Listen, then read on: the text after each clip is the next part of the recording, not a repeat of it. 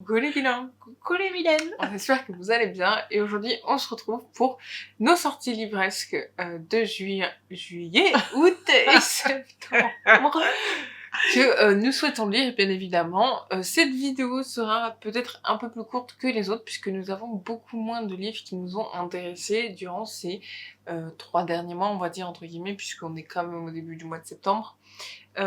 Et donc voilà, on va commencer tout de suite. Voilà, et puis moi il n'y en a pas beaucoup en juillet, hein, mais voilà, c'est pas grave. Moi c'est surtout en septembre, il n'y en a pas beaucoup. Mm-mm. C'est parti! C'est parti.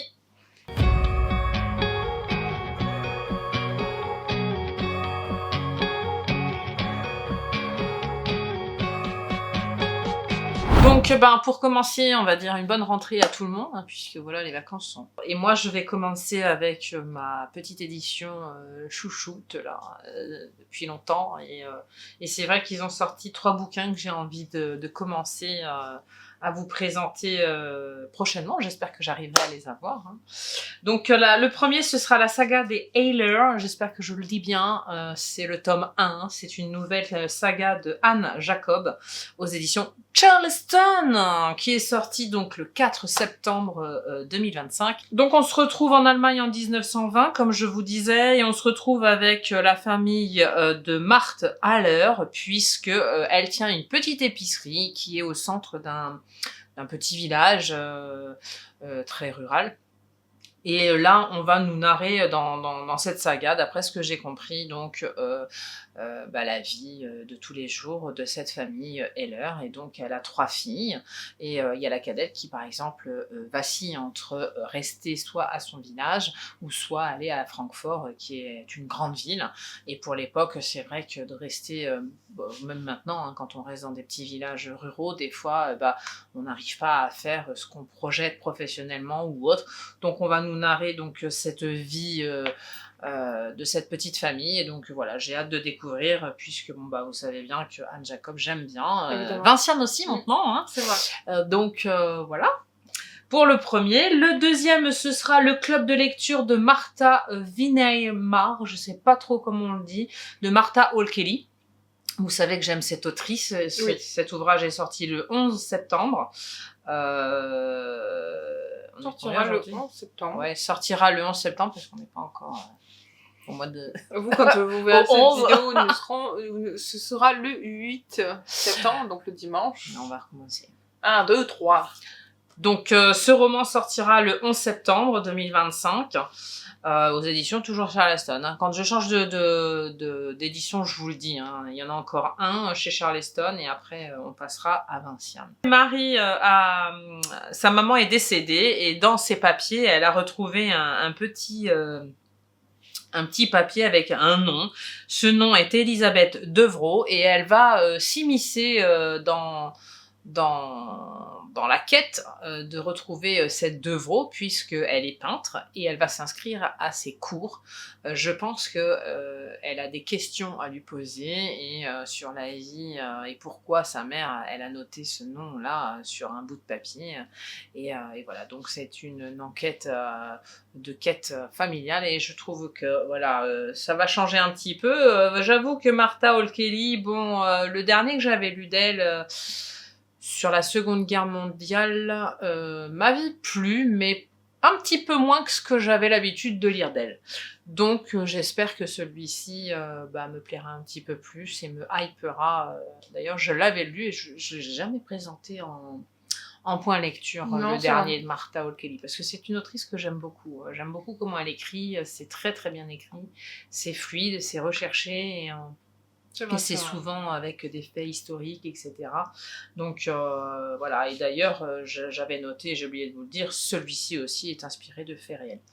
Voilà, donc pour la petite histoire. Pour le suivant, ce sera Là où naissent les illusions de Jonathan Werber, donc qui sort le 11 septembre. On se trouve à New York en 1892 et on va faire là une enquête aux illusions et avec un petit peu d'esprit, de magie, d'enquête, hein, etc. Donc là, ça change un petit peu de ce que j'ai l'habitude de lire, mais je sais pas. Le résumé m'a hypé. La couverture aussi, hein, parce qu'en premier lieu, je l'ai vu et je me suis dit tiens, pourquoi pas essayer. Et en ayant lu le derrière de couverture, et c'est vrai que ça me tente bien, une petite enquête comme ça avec un petit petit peu de changement par rapport à ce que je lis d'habitude, voilà, surtout chez Charleston. Donc moi, vous la connaissez, c'est une de mes éditions préférées, c'est celle du gourmand par lequel je vais commencer. Et donc là, je ne vais pas être originale puisque je vais commencer par une saga que je n'ai pas encore lue, mais le tome 2 est sorti, donc je vais juste vous le dire. Il est sorti le 2 juillet 2025, voilà, c'est la suite d'Insomnia, donc c'est Nostalgia cette fois. Donc c'est le tome 2 de Léa Nemesia, donc voilà, je me spoil pas, vous savez que c'est une romance Dark Academia, donc je sais que le premier a beaucoup plu, j'ai très envie de lire le premier, là le deuxième est sorti, le troisième non plus ne va pas tarder, je crois qu'il sort au mois d'octobre, donc on verra ça dans les sorties livresques d'après, mais voilà, j'ai très envie de lire cette saga pour voir vraiment ce que ça donne. Les bouquins sont beaux, hein, et les bouquins sont magnifiques. Ensuite, si vous vous souvenez des loups du millénaire, oui. L'autrice Sapira Englar a sorti... Il était très beau aussi d'ailleurs, hein, les loups du millénaire, il y avait à chaque fois une couleur différente. Il était très beau. Et en fait, elle a sorti une nouvelle saga qui s'appelle Cloak of the Vampire. Je ne sais pas si ça se dit comme ça en anglais. Merci. Oui, of the Vampire. Et c'est le tome 1, et donc là, en fait, nous allons suivre Cassidy, si j'ai bien lu, qui en fait se réveille, qui est devenu un vampire et qui va chercher à se venger de celui qui l'a transformé justement. Et c'est toute une quête autour de ça justement, et on nous dit que c'est une trilogie. Donc j'ai quand même envie, parce que j'aime bien tout ce qui est côté un peu vampire et tout ça, donc j'ai très envie de découvrir justement la saga de... Ça change, elle nous a fait les loups, maintenant elle nous fait les vampires. Bien sûr, ça change. Donc j'ai très envie de découvrir... Puis sur les vampires, il y en a eu quelques-unes qu'on a tous bien aimées, donc pourquoi pas essayer une nouvelle. Exactement, et donc j'ai très envie de découvrir celle-ci, voilà, je le dis. Ensuite, ce sera Losers Fraternity. C'est aussi un tome 1, malheureusement. Avec mon accent anglais parfait. Et en fait, ça, c'est l'autrice donc de Janou, et que j'ai lu notamment, Océane Ganem. Et je crois que c'est Jen Guerrieri, si je le prononce bien. Et il est sorti le 13 août 2025, et en fait on nous parle d'une jeune fille qui s'appelle Juliette, et qui est, on nous dit que le soir c'est une star anonyme de l'écriture, et que la journée c'est un rat de bibliothèque paralysé par sa timidité, jusqu'au moment où en fait elle rencontre Isaiah, jusqu'au jour où elle rencontre Isaiah, et tout va changer j'imagine, et donc on est vraiment dans ce cercle de la fac, etc. Donc c'est très intéressant parce qu'en fait j'ai bien aimé le fait qu'on nous parle un peu d'écriture et de bibliothèque, voilà, puisque comme vous le savez, nous ne sommes pas là pour rien, bah oui, comme vous le dire. Et donc voilà, il m'a intéressée, j'ai beaucoup aimé aussi la couverture, je la trouve très jolie, voilà, donc je me suis dit que ça pourrait être intéressant. Je vous avais présenté, je crois, il me semble, le premier, et je ne sais pas combien c'est celui-là, parce que c'est des histoires qui sont un peu à part, mais dans le même univers. C'est Over the Limit de K. Bromberg. Il va sortir le 10 septembre, et en fait, c'est, vous savez, cet univers sur la Formule 1, et en fait, où il y a des histoires d'amour qui se passent dedans, et en fait, à chaque tome, c'est différent. Donc, oui, c'est une histoire indépendante. Je crois que c'est ça. Mais il y a une trame quand même, non? Oui, il y a une trame, je pense qu'il y a une trame, puisque là, on dit par exemple, on ne touche pas à l'ex d'un coéquipier, donc j'imagine que peut-être qu'on nous a parlé des autres avant, enfin je ne sais pas, j'imagine. Et donc, oui, j'ai très envie de lire justement la suite que je n'ai toujours pas lu d'abord, parce que j'ai le premier, mais je n'ai pas lu le reste. Donc pour moi, la prochaine édition, ce sera City, et puis nous allons commencer donc avec La fille de la résistance de Marie Laubry, et c'est sorti le 9 juillet. C'est une autrice que je ne connais pas, mais c'est vrai que le résumé m'a grandement attirée, donc bon, après, ça reste un petit peu, vous allez voir, un peu dans ce que j'ai dit de Charleston, parce que là, voilà, on se retrouve à la Deuxième Guerre mondiale, on se retrouve avec la mort d'une grand-mère, Caroline, sa petite fille, qui trouve un papier dans ses affaires avec une signature E, et ce E n'est pas donc son grand-père à Caroline, et voilà, une interrogation, des recherches, une quête, une enquête même peut-être, donc voilà, c'est des lettres qu'elle trouve, donc c'est très intéressant de savoir ce qui va se passer, ou ce qui s'est passé, puisqu'elle va donc contracter cette recherche, et en fait c'est tout ce que j'aime. Après voilà, voir comment c'est ficelé, comment Madame Laubry écrit. Est-ce que ça va me plaire ou pas? Eh ben écoutez, je vous dirai ça prochainement. Pour le prochain, ce sera donc Les Sirènes de Naples de Valéria Galante, qui est sorti le 20 août. Donc on se retrouve à Naples en 1850 avec Elvira qui est épouse donc Giuseppe Morelli. T'as vu comment je dis bien? Dont elle n'est pas amoureuse du tout. Voilà, elle épouse quelqu'un qu'elle n'aime pas et puis qu'elle ne connaît pas. Mais la bienséance familiale veut que. Donc, elle est un peu obligée.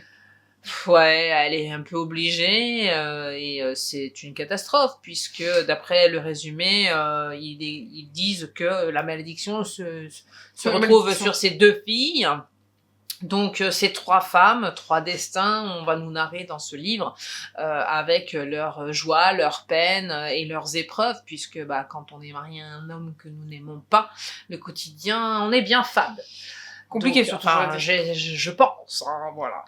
Donc je vous dirai si j'arrive à le choper, parce que celui-là, il me plaît. Ça a l'air d'être une belle histoire. En plus, on se retrouve en Italie, avec au siècle dernier, avec ces 3 femmes. Pour le suivant, ce sera L'eau et la flamme de Anne-Marie Bréard, il est sorti le 27 août celui-ci. On va suivre Meg dans cette histoire, puisqu'elle a des frères et sœurs et sa mère malade, et elle est très dévouée à sa famille, mais elle aspire à une autre vie, faut bien se le dire. Elle veut réussir professionnellement, elle se fait la promesse de réussir dans la vie aussi, peut-être un beau mariage, je ne sais pas. En tout cas... c'est la promesse qu'elle se fait. D'un autre côté, on va suivre donc, je crois, Christian qui lui est très fortuné pour le coup, tout l'opposé de Meg, héritier de la fortune familiale. Donc ils ont bâti donc tout un commerce maritime et ils ont réussi. Il vient d'une grande famille. Voilà, il est à l'opposé de Meg. Ils se rencontrent. C'est une belle histoire d'amour. Putain, non mais c'est une catastrophe.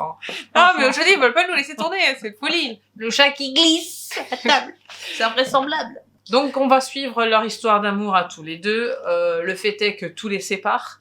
Et je suppose que la famille de Christian ne voudra pas qu'il ait des intentions de mariage vis-à-vis de Meg, puisqu'elle n'est pas du même niveau qu'elle, que lui, pardon. Donc, à mon avis, ça va poser problème. Est-ce qu'ils vont réussir dans leur échappée à se marier, à s'aimer, tout simplement, même d'abord, et à exister en tant que couple?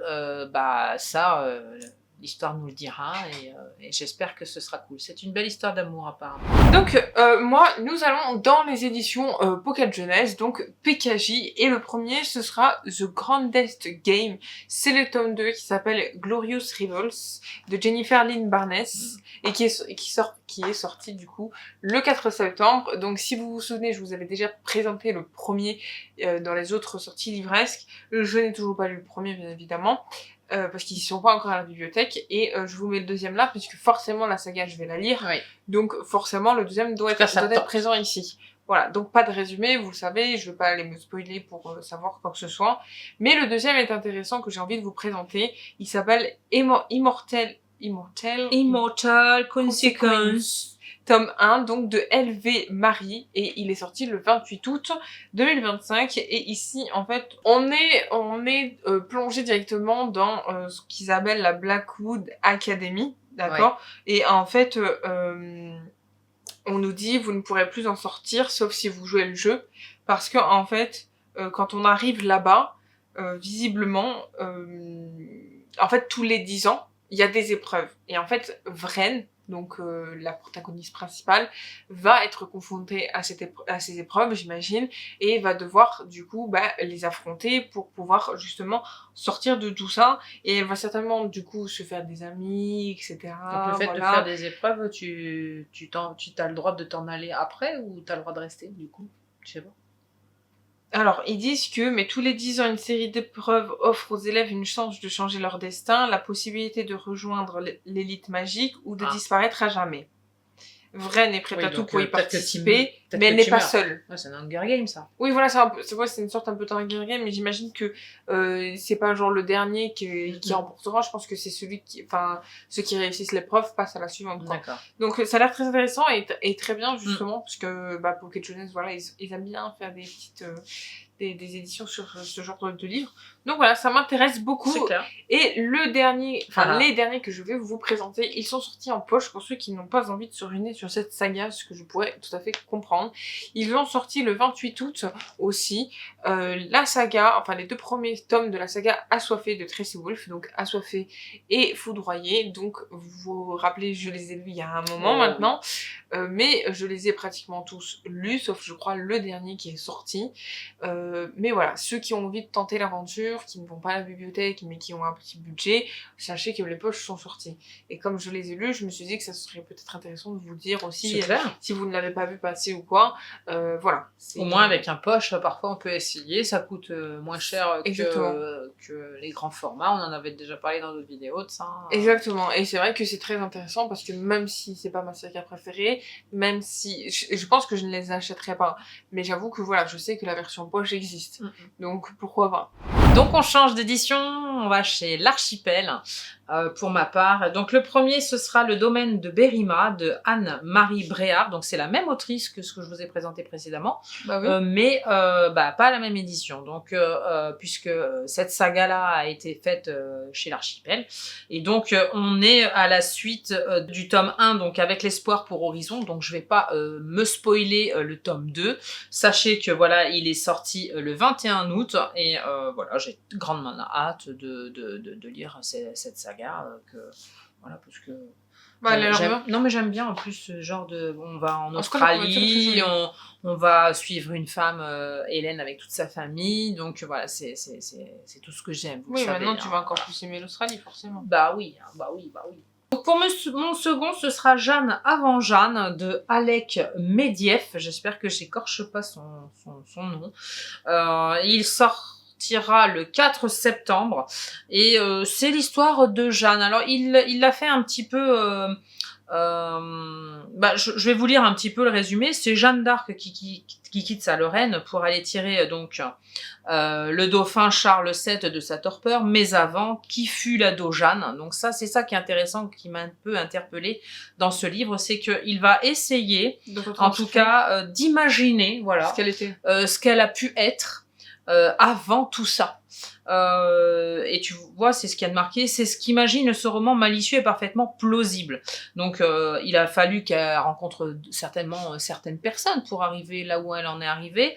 Tout le monde connaît son histoire, et donc imposer certainement aussi sa volonté et puis son caractère, hein, bien trempé quand même, hein, à cette petite Jeanne.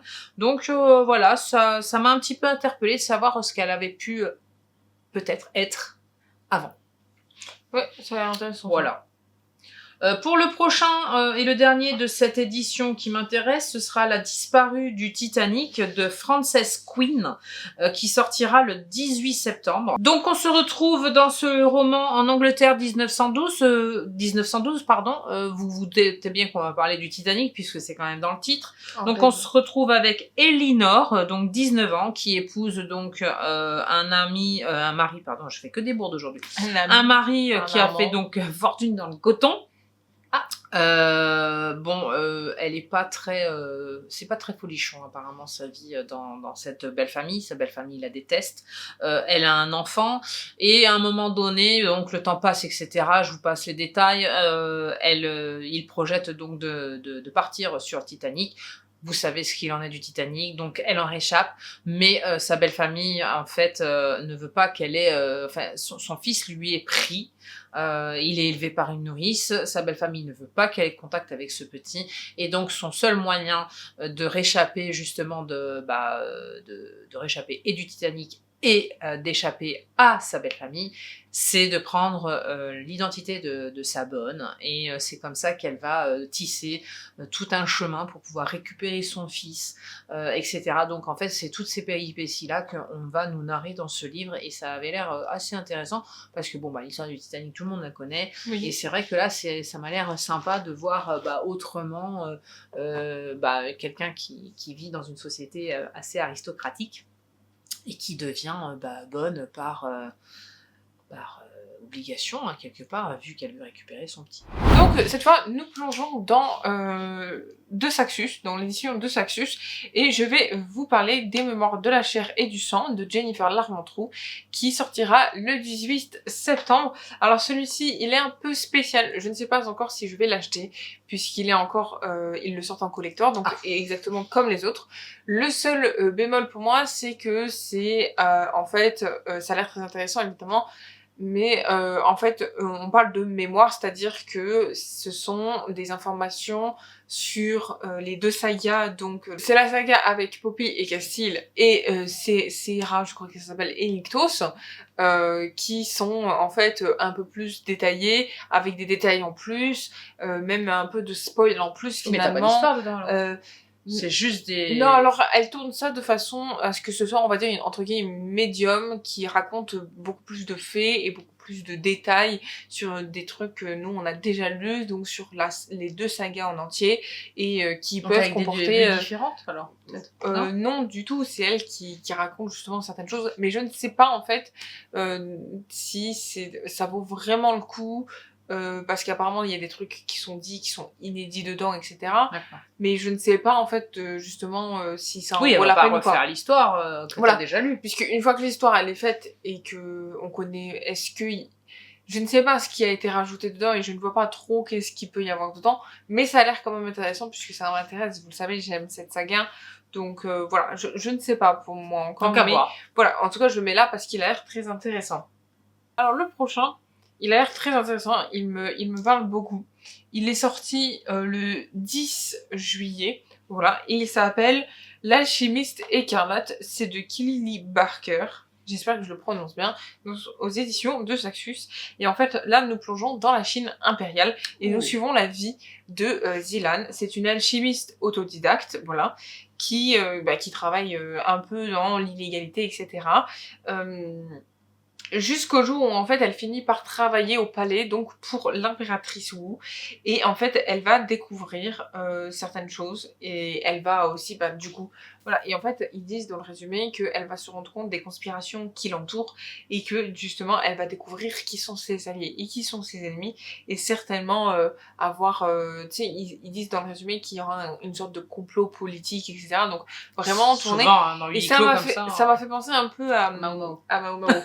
J'y ai pensé tout de suite. Donc j'avoue que j'ai très envie, parce que là bon, on parle pas comme Mao Mao qui est une dame à tout faire, on parle plutôt d'une alchimiste. Donc qu'est-ce qu'elle peut apporter justement au côté impérial. Mais tu parles d'alchimiste, mais elle est très forte. Son papa est quand même... T'as compris ce que je voulais dire, voilà. Il est quand même doué, il lui a tout appris, elle est pareille, hein. Voilà, elle sait manier les poisons et tout. Apparemment, Zilan, voilà, elle c'est vraiment son métier de base, donc je pense que si elle rentre au côté dans le palais, c'est pas pour rien. Apparemment, on nous parle d'une épreuve justement qu'elle aurait réussi. Donc j'imagine qu'il y a tout un truc par rapport à ça. Peut-être avoir aussi un côté un peu alchimiste justement, et ça pourrait être très sympathique. En tout cas, il est très beau et ça me donne envie de l'aimer. Donc moi ce sera Prêt à citer pour la suivante, et on va commencer avec Le silence de tes yeux de Christian Laborie, un auteur que j'aime beaucoup, un auteur de Bien de chez nous. Il a sorti ce roman le 21 août de cette année, et on se retrouve donc dans les Cévennes, une région qu'il aime beaucoup. Dans les années 50, on se retrouve avec Clara qui grandit choyée par ses grands-parents et sa maman. Il s'avère qu'elle est condamnée donc à l'obscurité, et avec son meilleur ami Amaury, on nous raconte donc cette histoire, et à un moment donné, ce qui va se passer, je pense, pour pouvoir digérer sa cécité, elle va faire la connaissance d'Alexandre Honegger, donc un homme qui lui transmet sa passion de la musique, et de là va ressurgir des secrets assez douloureux a priori, donc voilà, c'est tout ce qu'on aime, des petits secrets, des petits complots, des petites choses qui sont pas jolies, et puis que Mylène elle aime bien lire. Surtout que Mylène elle aime bien lire. Faut que ce soit attrayant, n'est-ce pas? Donc moi pour le suivant, ce sera Dans la chambre forêt. Alors le titre m'a interpellée, l'autrice Chiara Mesalama, je ne la connais pas non plus.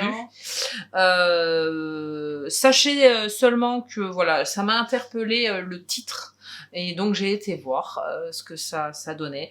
C'est une histoire d'amour Donc, qui se passe donc avec Chiara justement, hein, ce qui est assez drôle, et Olivier. Donc ils vivent une histoire d'amour, mais c'est une histoire d'amour adultère. Si ça vous tente, vous irez voir pourquoi et qui fait quoi. Il s'avère que quand même, il y a un petit bémol dans cette histoire, c'est que Olivier donc perd la vie et en fait Chiara donc rassemble toute son énergie et pour faire son deuil. Et c'est vrai que aux yeux apparemment, peut-être, j'imagine, parce que ce n'est pas marqué dans le résumé, mais je veux pas trop me spoiler, au vu de sa famille, de ses amis, c'est un deuil illégitime, semble-t-il, puisque c'est une relation illégitime, puisque c'est tiré d'adultère. Et donc, on va nous narrer cette histoire, et je trouve ça très beau, parce que malgré tout, l'amour est au centre de l'histoire. et que ce soit adultère ou pas, le deuil doit être fait, je pense, de mon point de vue à moi. Je n'ai pas encore lu le livre, mais c'est ce que j'en retire là tout de suite en lisant ça. Et c'est vrai que c'est pas très cool, puisque dès lors qu'on aime un être, quel qu'il soit, que ce soit un animal, un être humain, que sais-je, je pense que le deuil doit être fait, et Oui. je pense que le statut adultère reste quand même néanmoins un statut sociétal et non pas affectif. Donc voilà, pour moi, c'est ce que j'en ai retiré. Après, je ne l'ai pas lu, mais il me tente. Pour le suivant, ce sera donc Le Rouet de Jeanne de Gilles Laporte, donc qui est sorti le 28 août. C'est un auteur que j'aime beaucoup, et là on s'attaque un peu aux aspects historiques. Donc entre la Lorraine et le Tarn, un frère et une sœur voient leur destin intimement lié au trésor de la famille, le rouet de Jeanne d'Arc. Donc en 1900 et 1945, l'objet johannique sera comme un symbole de résistance face à l'occupant allemand. Donc un superbe hommage rendu aux artisans de bois et de verre, donc tout un programme. J'avoue que c'est un auteur que j'aime beaucoup. Ça fait un moment que je l'ai pas lu, mais je l'apprécie beaucoup. Et là, voilà, retour avec une famille qui est en lien avec Jeanne d'Arc, pourquoi pas, vous me direz, vous, faut essayer, hein, on verra bien ce qu'on m'a pondu là-dedans. Et puis, voilà. Donc, pour le suivant de cette édition, ce sera L'Ambre et le Masque, de Mireille Pluchart, donc qui est sorti aussi le 28 août. Et c'est une autrice, encore une fois, que j'aime beaucoup. Oui. Déjà lu il y a pas longtemps. Ah oui, et puis j'aime bien comment elle écrit, c'est dynamique, c'est très intéressant. Et là, on s'attaque donc au parfum, tout ce domaine de parfumerie, donc système olfactif, etc. Enfin, moi, j'adore ça.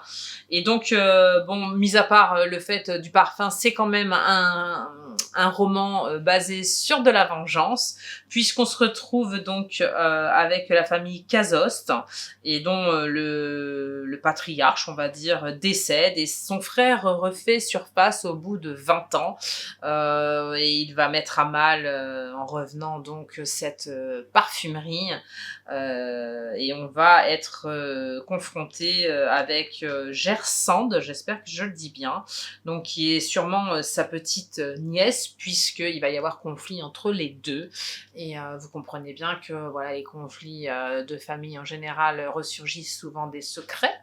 Oui. Et donc lui c'est vengeance, et elle ce sera secret, donc à mon avis ça va être assez sympa, et comme c'est une autrice que j'aime beaucoup, je pense que ça devrait être cool comme bouquin. Donc pour le petit dernier de cette édition, l'avant-dernier dirais-je, Sage-femme de haute terre de Jean-Guy Soumy, donc qui est sorti le 4 septembre. Donc là on se retrouve à suivre Constance qui sait lire, écrire, etc. Elle vit dans un petit bourg, et son oncle, d'après ce que j'ai vu, je crois que c'est son oncle, je ne sais plus, bref, l'incite à suivre des études, et vous savez très bien que dans les années 1820, c'est très difficile, surtout encore plus des études de médecine, et plutôt gynécologue, hein, pour sa spécialité, donc femme accoucheuse, hein, comme on les appelait avant. Et donc on va suivre son périple à cette petite Constance, et voilà, moi j'aime bien ce genre de récits, avec souvent des récits fondés sur des histoires vraies, de l'histoire avec un grand H, puisque voilà, c'est une histoire de femme aussi, donc voilà, c'est tout ce que j'aime. Voilà. Donc pour le petit dernier de cette édition, enfin, Ton reflet dans l'obscurité de Florence Roche, qui est sorti le 4 septembre. Et cette fois, on se retrouve donc avec l'histoire de Benjamin qui a perdu sa compagne dans un accident de voiture. Peu après, il perd ses parents par empoisonnement. Et donc, en fait, sa vie bascule complètement. Hein, vous comprenez, en ayant perdu tous ces personnes dont il aime. À mon avis, il va y avoir beaucoup de problèmes de deuil, de contrariété et voilà, de tristesse, etc. Donc toute sa vie bascule et à un moment donné, donc il y a un ami de Benjamin qui lui fait voir une photo avec une femme dessus et son ami lui il l'appelle Sophie et pour lui Benjamin en fait elle ressemble à sa femme, elle ressemble à Clémence. Donc je pense que ça va entraîner donc plein de secrets. Oui. Puisque si elle ressemble à sa femme et qu'elle s'appelle autrement, c'est peut-être qu'elle a eu une double vie, etc. Peut-être. Et peut-être que c'est Sophie. Peut-être aussi. Peut-être que c'est une descendante. Mais il parle pas de ses enfants, donc je pense que c'est par rapport au personnage donc de sa femme que tout va se révéler. En tout cas, l'histoire va se révéler tout autour pour savoir si c'est une histoire peut-être de double vie ou peut-être qu'il y a eu une chose qu'elle lui a pas dite à l'époque quand elle était encore vivante. Enfin, peu importe. En tout cas, ça a l'air d'être sympa, assez dynamique. Donc, j'ai hâte de découvrir. C'est intéressant, oui. Donc, moi, pour le prochain, nous allons dans les éditions Bragelonne. Il n'y en a qu'un, et c'est le livre de Daniel L. Jensen. C'est le tome 2, c'est un sort gravé dans les eaux. Il est sorti le 20 août, mais c'est une suite de saga, donc je ne vous dirai pas le résumé, parce que c'est une saga que je n'ai pas encore commencé. Mais c'est sa saga sur... vous savez, elle a fait Le Pont des Tempêtes, et là, elle fait très belle une autre, je crois, romantaisie, donc que j'ai très envie de lire aussi. Donc voilà. Et j'enchaînerai avec la deuxième, et avant-dernière édition pour moi, c'est celle de La Martinière, fiction, puisque La Reine des Ombres, le tome 4 de Sarah J. Maas, de la saga Kéléana, qui a été réédité, est sorti le 4 juillet 2025. Donc si cela vous intéresse, ils sont déjà disponibles. Magnifique bouquin. Oui.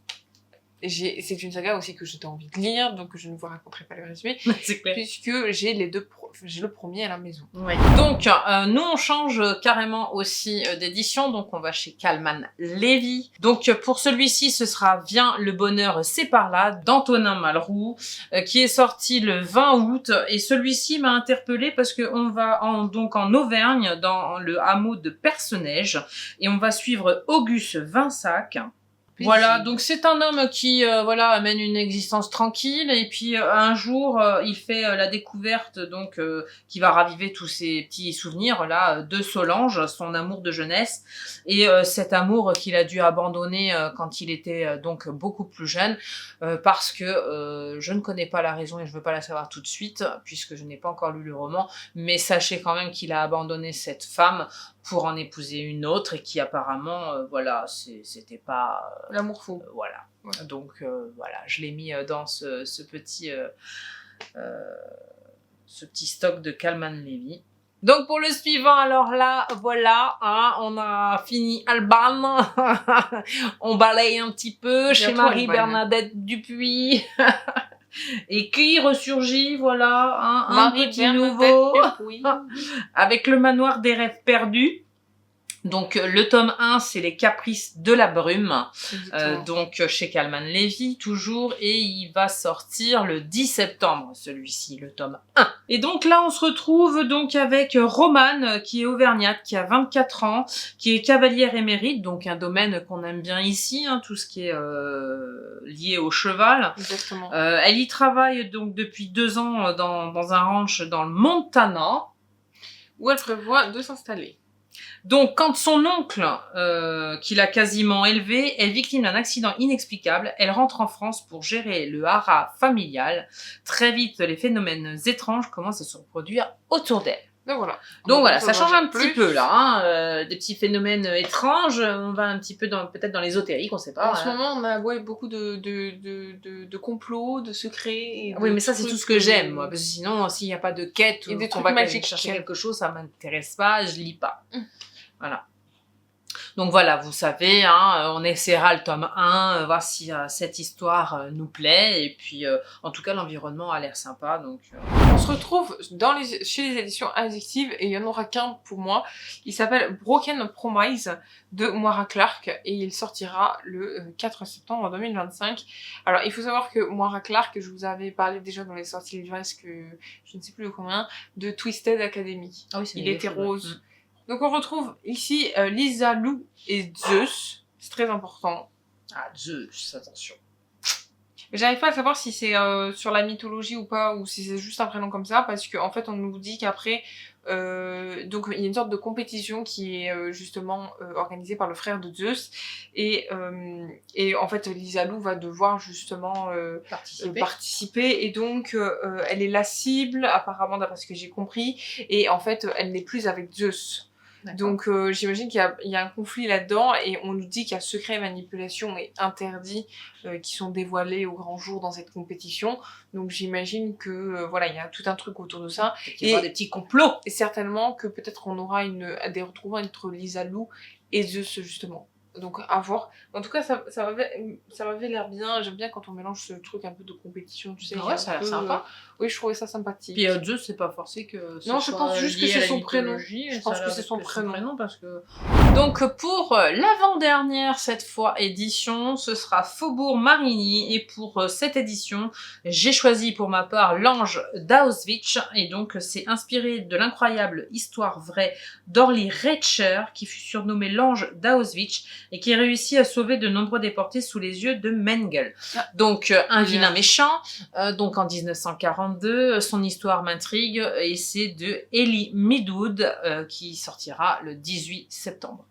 Voilà, donc voilà, ça me plaît, hein, la période, oui, l'histoire, voilà, on n'a pas etc. besoin forcément de faire un grand résumé. Vous savez, tout est dans le titre, hein, de toute façon. Exactement. Et moi, du coup, pour mon dernier de cette vidéo, ce sera aux éditions Hachette Roman, et il s'intitule Corvina Castle de Julia Osborne, et il est sorti le 9 juillet. Alors celui-là, on parle d'une prestigieuse université, donc Corvina Castle, qui est convoitée par tous les étudiants du monde entier.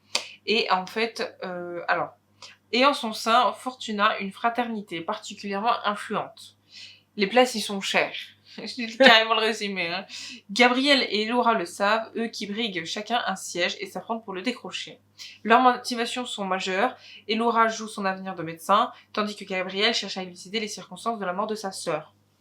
Leur affrontement va se briser sur un constat commun, la fraternité est impliquée dans de sombres machinations et les considère comme des simples pions. Contraints à s'entraider, ils vont se rapprocher de plus en plus, jusqu'à ce que Gabriel prenne une décision qui mette en danger la vie des Laura. Voilà. Le vilain pas beau. Je ne suis pas obligée de vous dire le reste. C'est intriguant. Ça a l'air très très bien, voilà, vous savez pourquoi je l'ai choisi. Et encore, on est encore un peu dans ce truc de complot, académie, règles, voilà, amour, mais voilà, vous avez compris, secret. Ça a l'air intéressant. On aime bien tout ça en ce moment, donc j'avoue que c'est beaucoup ça dans mes choix. Donc là, on se retrouve avec les éditions Galmanster, et donc ce sera Le garçon venu de la mer de Gareth Carr. Donc c'est l'histoire d'Ambrose, un pêcheur, donc on se retrouve en Irlande en 1973, et de sa femme Christine qui découvre un bébé sur la plage qu'ils adoptent.